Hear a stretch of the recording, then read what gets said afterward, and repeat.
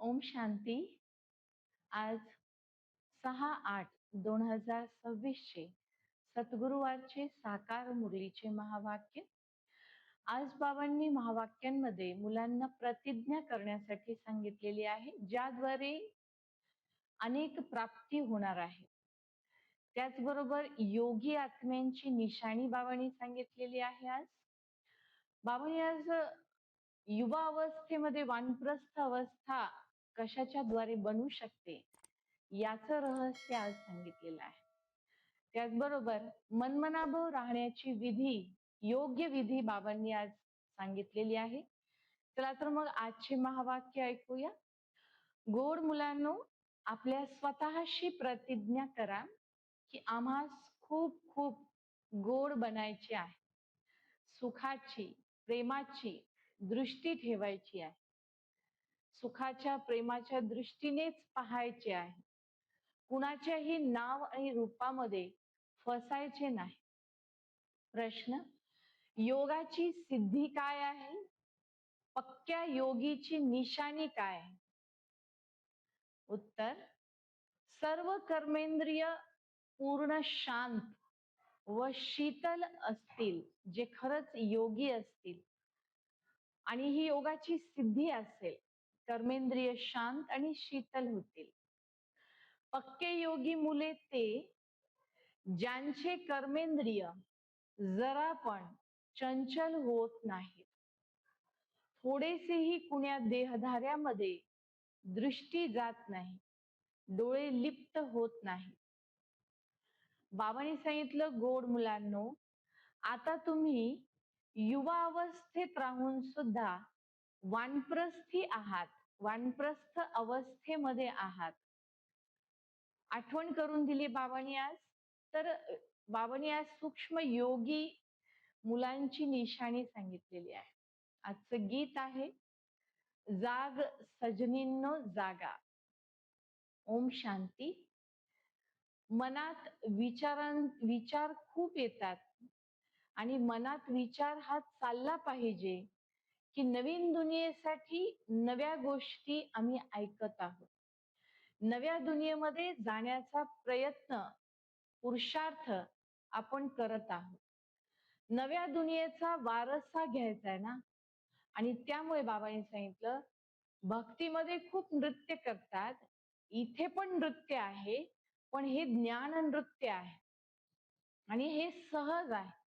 इथे कुठल्याही प्रकारचा त्रास, कुठल्याही प्रकारचे अवडंबर किंवा त्यामध्ये असलेली हट या गोष्टी नाही.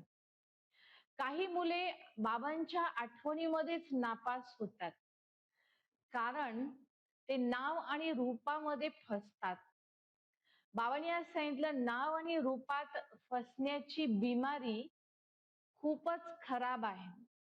म्हणून बाबा म्हणतात, जसं साजन सजनींना आठवण करतात, बाप मुलांना आठवण करतात, तसं तुम्ही पण सहजरित्या शिवबाबांना आठवण करा.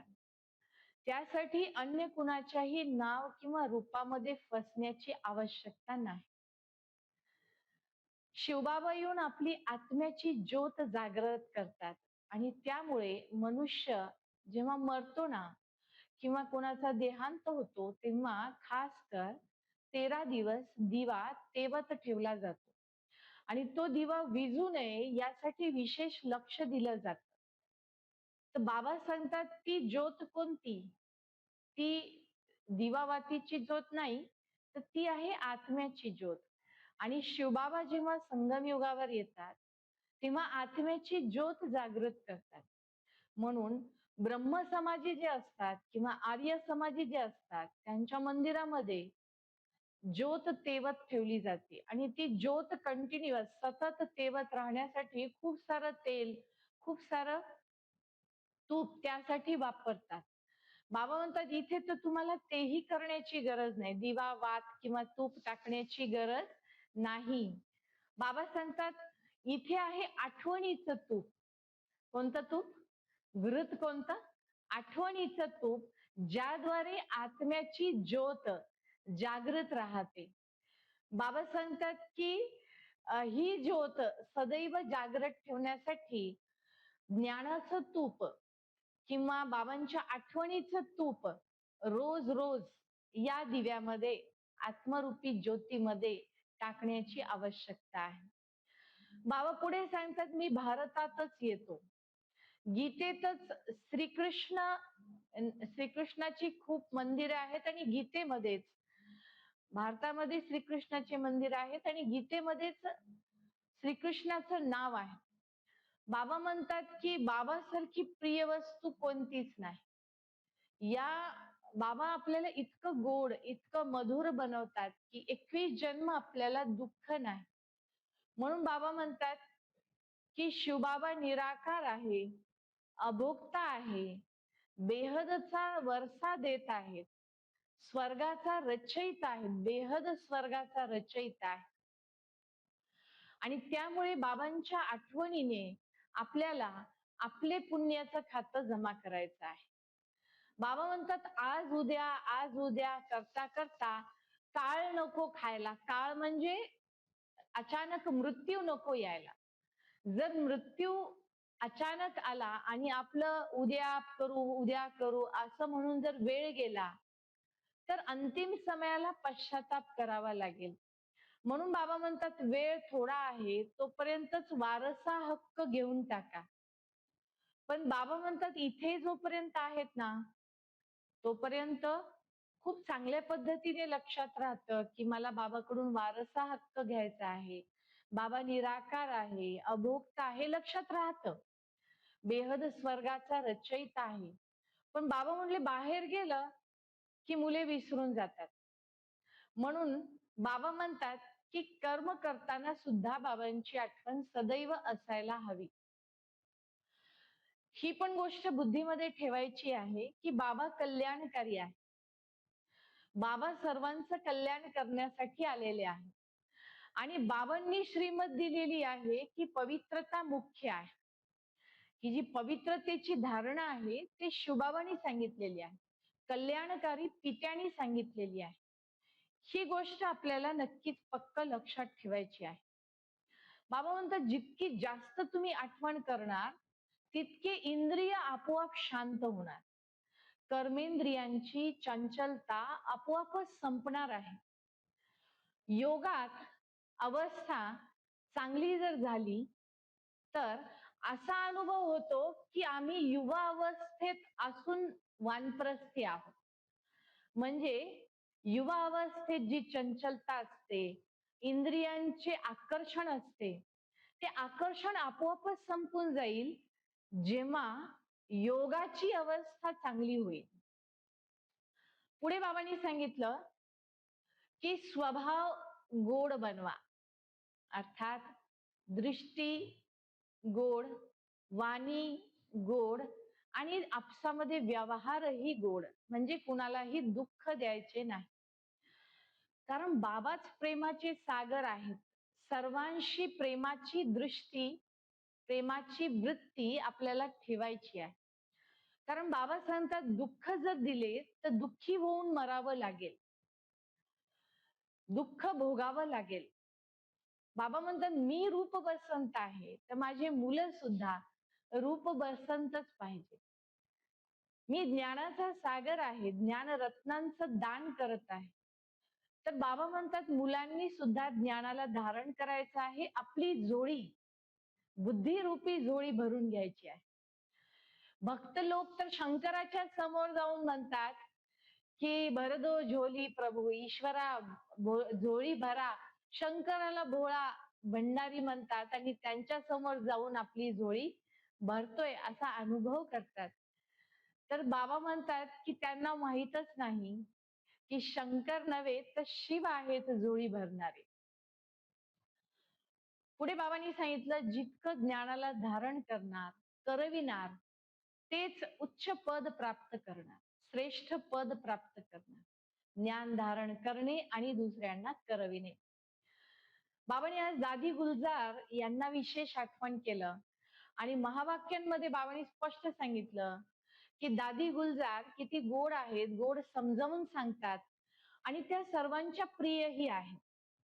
आणि मनात बऱ्याच जणांच्या असं येतं की अशी ब्राह्मणी आम्हालाही पाहिजे, आम्हाला भेटावी. बाबा म्हणतात, जे दुसऱ्यांना समजावून सांगू शकतात त्यांनी सगळीकडे सेवा, सर्व ठिकाणी सेवा करायला पाहिजे आणि सेवा करण्याचा शौक पाहिजे. ऑलराऊंड पार्ट त्यांना बजवायचा आहे, ऑलराऊंड सेवा करायची आहे. पुढे बाबांनी सांगितलं, ब्राह्मण आत्म्यांनाच आपले तन, मन आणि धन विश्व सेवेसाठी लावायचे आहे. विश्वाच्या परिवर्तनाच्या कार्यामध्ये आपलं तन, मन, धन सफल करायचे आहे. मग बाबा म्हणतात, विजय तर नेहमी पांडवांचीच आहे. ख्रिश्चन आणि कृष्ण यांची रास जुळते. ख्रिश्चनांनी अर्थात इंग्रजांनी भारताला लुटलं, भारतातून धन घेऊन गेले, तर कर्माची गहन गती आहे, त्यांना ते धन वापस करावं लागत आहे. विदेशी लोक भारताला मदत करतात, पण विजय पांडवांची आहे, भारतवासियांची आहे. पुढे बाबा शेवटी सांगतात, आठवणीची मेहनत करा. बाबांची आठवण सदैव बुद्धीमध्ये राहावी यासाठी तत्पर राहा. बाबाकडून पूर्ण वारसा हक्क घ्या. योग करण्यासाठी, ज्ञान ऐकण्यासाठी तंग होऊ नका. इथे कुठल्याही प्रकारची परेशानी अथवा त्रास नाही. परेशान व्हायचं नाही, तंग होऊन नाही, खूप प्रेमाने बाबांची आठवण करायची आहे. अच्छा, गोड गोड मुलांप्रती, खूप दिवसापासून दूर झालेल्या पुन्हा येऊन भेटलेल्या मुलांप्रती मातपिता बापदादांची सुमधुर आठवण, सुप्रभात आणि नमस्ते. आत्मिक पित्याची, आत्मिक मुलांना नमस्ते. आपणही म्हणायचं आहे, आत्मिक मुलांची, आत्मिक पित्यास नमस्ते नमस्ते. धारणेसाठी मुख्य सार प्रथम पॉइंट आहे, दुसऱ्या सर्व गोष्टी सोडून ज्ञानदान करा. रूप बसंत बनायचे आहे. आपल्या स्वतःच्या अवगुणांना काढण्याचा संपूर्ण पुरुषार्थ करायचा आहे. दुसऱ्यांना पाहायचे नाही. दुसरी पॉइंट, आपला स्वभाव खूप खूप गोड बनवायचा आहे. सर्वांप्रती प्रेमाची दृष्टी ठेवायची आहे. कुणालाही दुःख द्यायचे नाही. कर्मेंद्रियांना शीतल करायचे आहे. कर्मेंद्रिय जीत बनायचे आहे. आजचं वरदान, संपूर्ण समर्पणाच्या विधीद्वारे सर्वगुण संपन्न बनण्याचा पुरुषार्थ करून सदैव विजयी भव. पुरुषार्थ करणारे सदैव विजयी भव. संपूर्ण समर्पण त्याला म्हणतात ज्याच्या विचारातही देहभान नको. आपल्या देहाचे भानही अर्पण करणे. मी फलानी आहे, हा माझा विचार आहे, मी फलानी, हा विचार सुद्धा अर्पण करून संपूर्ण समर्पण होणारे मुलेच सर्वगुण संपन्न बनवू शकतात. त्यांच्यात कोणत्याही गुणांची कमी राहत नाही. जे सर्वस्व समर्पण करून सर्वगुण संपन्न बनण्याचे लक्ष ठेवतात, अशा पुरुषार्थींना बापदादा सदा विजयी भवचं वरदान देतात. सुविचार आहे आजचा, मनाला वश करणारेच मनमनाभव राहू शकतात. सुंदर सुविचार, मनाला वश करणारेच मनमनाभव राहू शकतात. आजचा अव्यक्त इशारा आहे, अपवित्रतेच्या विचारास समाप्त करून संपूर्ण स्वच्छ पवित्र बना. पवित्रता व अपवित्रता या दोन्हीचे कारण एकच आहे, स्मृती. जेव्हा ही स्मृती राहते की ही तर देवी आहे, तर ही स्मृती दृष्टी आणि वृत्तीला पवित्र बनवते. आणि जेव्हा ही स्मृती राहील की ही स्त्री आहे, तर स्मृती, दृष्टी आणि वृत्ती अपवित्र बनते आणि खेचते. तिथे रूपास पाहतात आणि इथे आत्म्यास पाहतात. फरक झाला ना? म्हणून स्मृती श्रेष्ठ बनवायची आहे, स्मृतीला पवित्र बनवायचं आहे.